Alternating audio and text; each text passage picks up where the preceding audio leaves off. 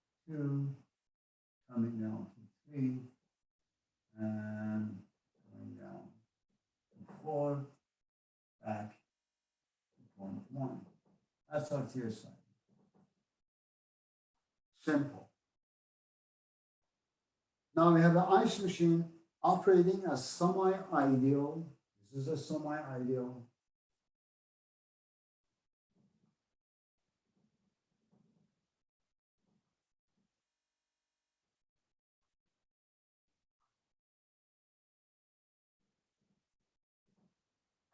Semi-ideal refrigeration cycle.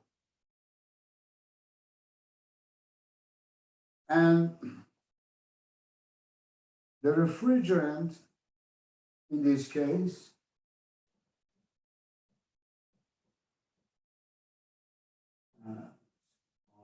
G is R12, which you don't have that in your textbook. The old days, we had a lot of refrigerant that they were hazardous to our health, and we were using it.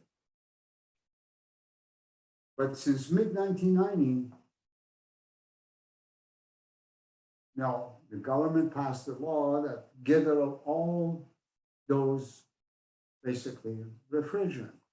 There were refrigerant called R11, R12, R22.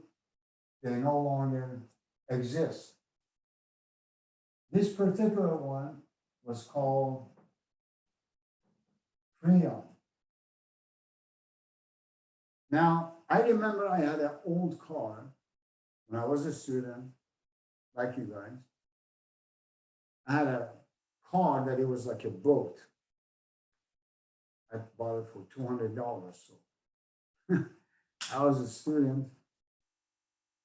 And this car was a gas guzzler, obviously, but at that time we were paying only 19 cents per gallon. It wasn't that big of a deal. But every summer I had to charge its air conditioning unit. And the way you do it, you go to Auto Part and get a can of Freon. Then you put that, in a nozzle that they had, and you push it to charge your air conditioning with Freon. Obviously, after it's charged, the balance of it just comes out and hit my face. I'm surprised that I didn't die of, from cancer by now. But that Freon killed a lot of people. A lot of people who were mechanics, and they were doing this for other people doing, I was doing it once a year. But there were mechanics that they were doing 10, 15, 20 times every day, especially during the summer. Those poor guys died of cancer because of it. So we talk about the issues of these refrigerant and the problem that we have with them and the problem they have with the environment. So in this particular case, this example, by the way, these refrigerant was super efficient,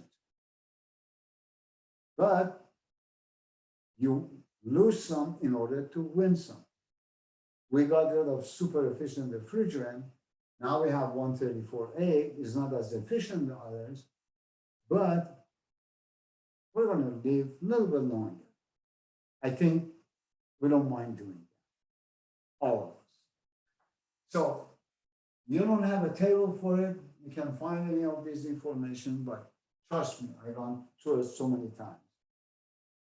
Now it says the refrigerant entered the compressor at the pressure P1 of 20 psi at the saturated vapor, and then leaves the condenser. That means P3 is equal to 100 psi. So Here we have P2 is equal to P3, P1 is equal to P4. The basic definition of a cycle. So we have those two pressure. Now water enters the ice machine. This one. Here water is equal to 55 degrees Fahrenheit. And makes ice at 25 degrees Fahrenheit. Because we know at 32 degrees, we have ice. Now this is 25. That's the temperature there. And the rate of making ice, the mass of ice, mass flow of ice, is 20 pounds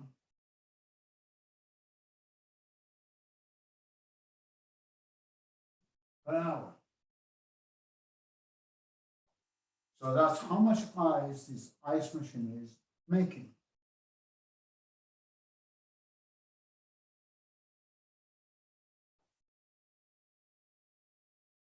Now it says this should remove 169 BTU per pound mass from the evaporator. So this is basically our QL. The reason it's a small cube because it's a unit BTU per pound mass. So this is also given to us.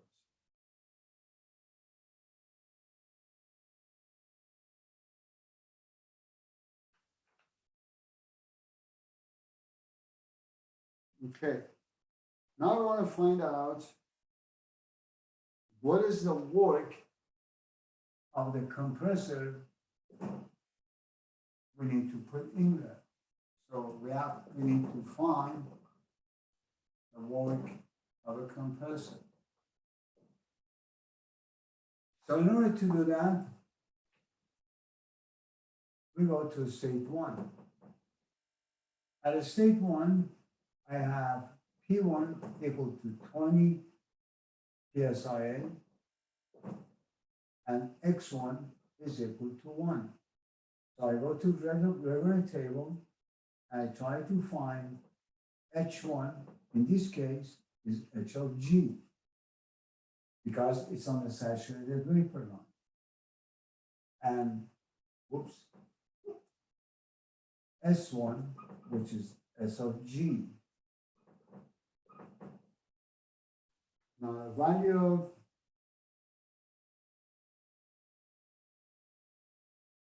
H1 is 76.4 BTU per pound mass. That's the first one. S1 is 0.01, I'm sorry, 0.1697 BTU per pound mass degree Rankine. At a state 2, I have P2 equal to 100 PSIA, and S2 is equal to S1 is equal to 0.1697. Now from superheated table, I find the value of H2. In this case, the H2 value becomes 88.69 BTU per pound mass. So that's the H2 value. At a state 3, I have P3 equal to 100 psia, and X3 equal to 0. Again, saturated liquid, I will find the value of H3, which in this case is H of F, and the H3 value becomes 26.5 BTU per pound mass. At state 4, I have expansion valve. Therefore, delta H through the expansion valve is equal to 0. So H4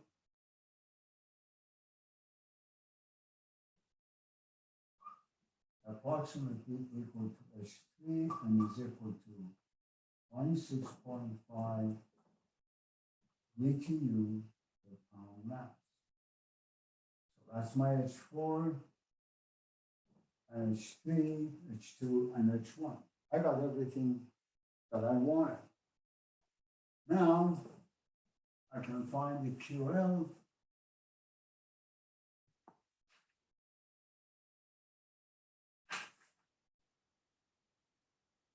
Now, I know that my QL is mass of diffusion times small QL. This was given to me, mass was given to me.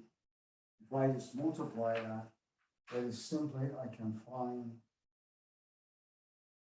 big QL, which I don't have the number. That's funny. Okay.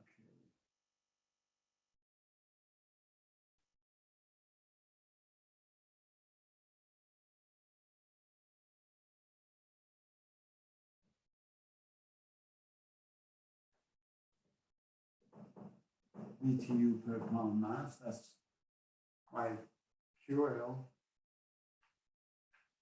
Now,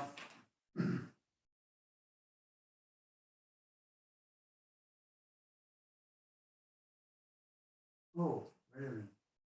I don't have that. I'm sorry. That 20 was the mass of water. You see how easy you can make a mistake? So my QL is equal to the Q of water and that is equal to mass of water times CP of water times T2 minus T1.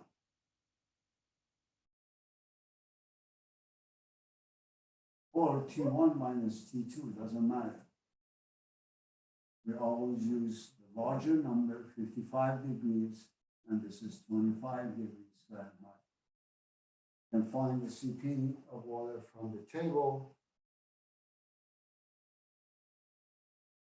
And if I do that, the Q of water, because I have the mass of water is the 20 pound mass per hour times,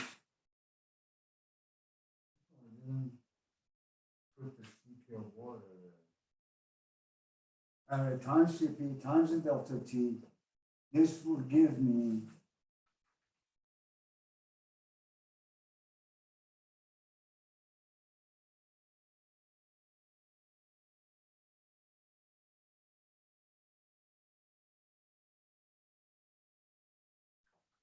I have all my numbers completely wrong.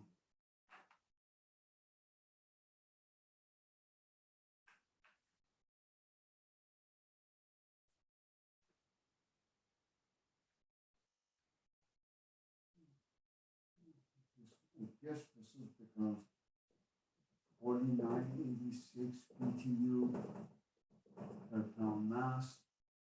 So this Q is equal to that Q. Therefore, if I have 49.86,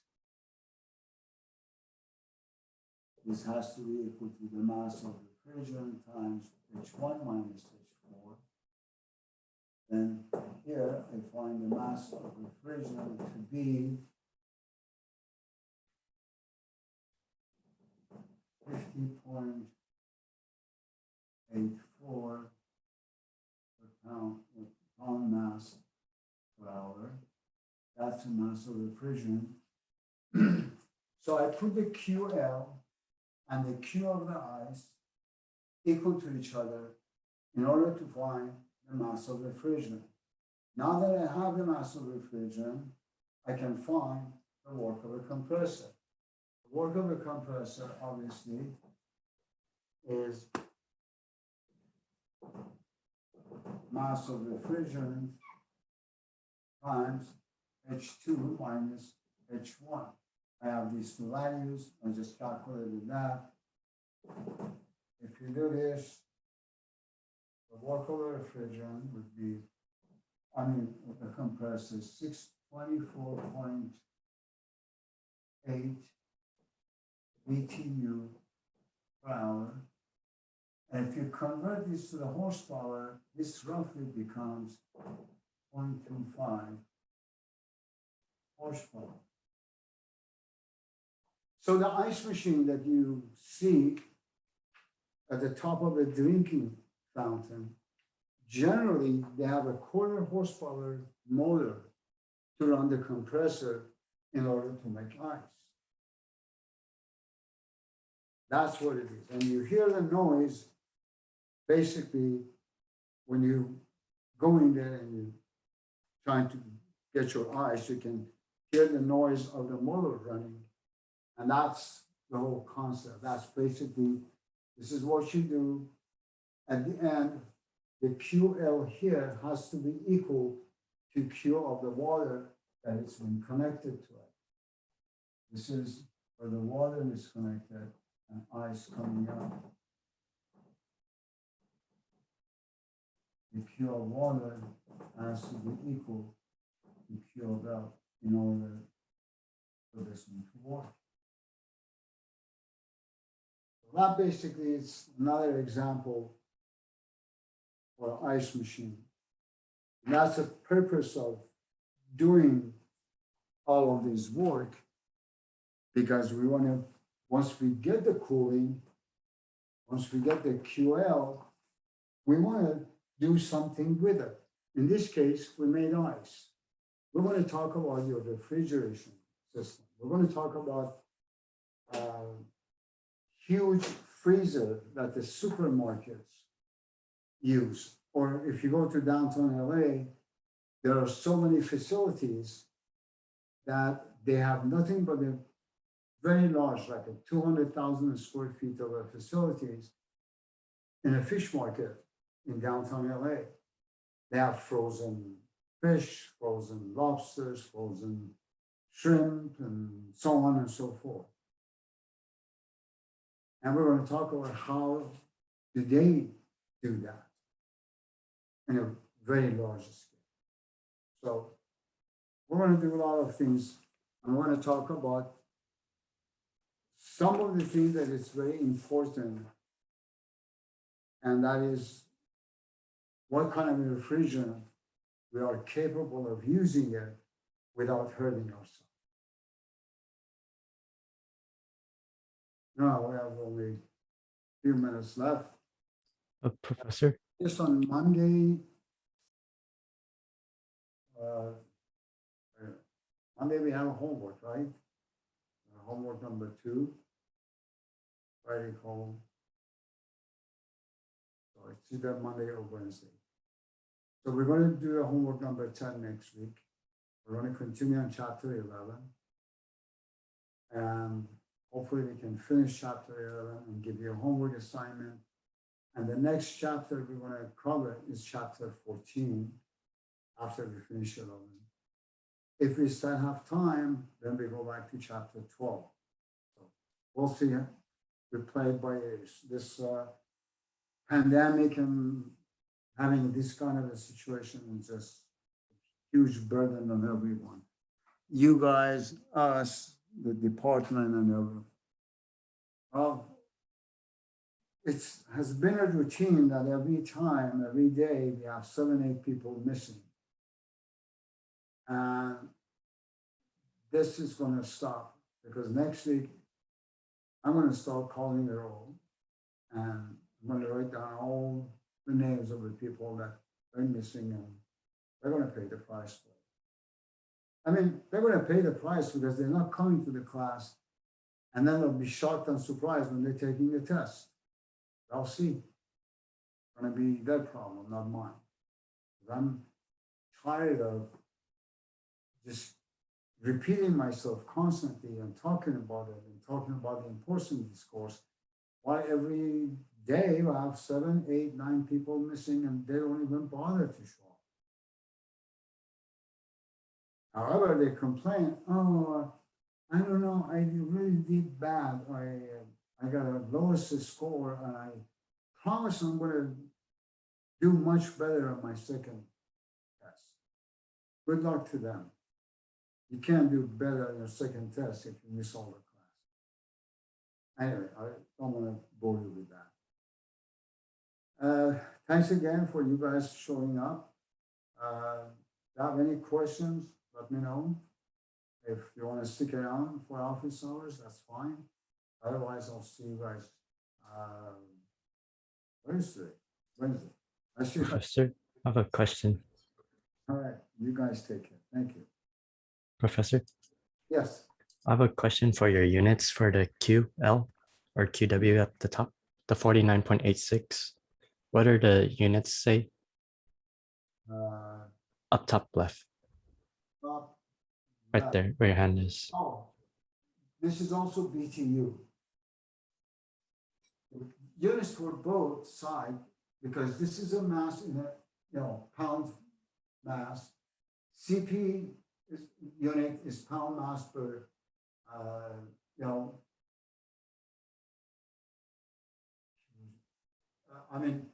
BTU per pound mass per degree ranking, and this delta T temperature is a degree ranking, so that cancel each other. At the end, you will get BTU per pound mass. All the units, oh, no, I'm sorry, you're right. BTU per hour, not pound. Because this side is BTU per hour and this side is the water side is BTU per hour. Therefore, that side is BTU per hour. I did okay here. I did okay there. On mass per hour. Yeah, the unit should be BTU per hour because everything is BTU per hour. Thanks for catching that. Thank you.